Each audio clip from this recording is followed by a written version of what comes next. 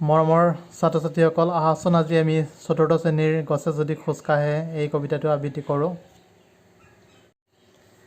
গছে যদি খোজ কাঢ়ে। গছে যদি আমাৰ দৰে পাৰে কথা ক'ব, গছে যদি খোজ কাঢ়ে কেনে মজা হ'ব। ফল আনি গছে যদি ঘৰে ঘৰে দিয়ে, আমাৰ পৰা মৰম চেনেহ পাতত বান্ধি নিয়ে। হাবি এৰি গছ যদি আমাৰ লগত যায়, চাইকেল ৰিক্সা গাড়ীবোৰৰ কি হ'ব বিলাই।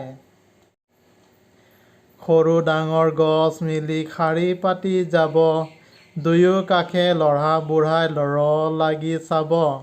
কেনে মজা হ'ব যে ভাই কেনে মজা হ'ব, গছবোৰো আমাৰ দেখোন লগৰীয়া হ'ব। আহাচোন কবিতাটো আমি আকৌ এবাৰ আবৃত্তি কৰোঁ। গছে যদি খোজ কাঢ়ে। গছে যদি আমাৰ দৰে পাৰে কথা ক'ব, গছে যদি খোজ কাঢ়ে কেনে মজা হ'ব। ফল আনি গছে যদি ঘৰে ঘৰে দিয়ে, আমাৰ পৰা মৰম চেনেহ পাতত বান্ধি নিয়ে।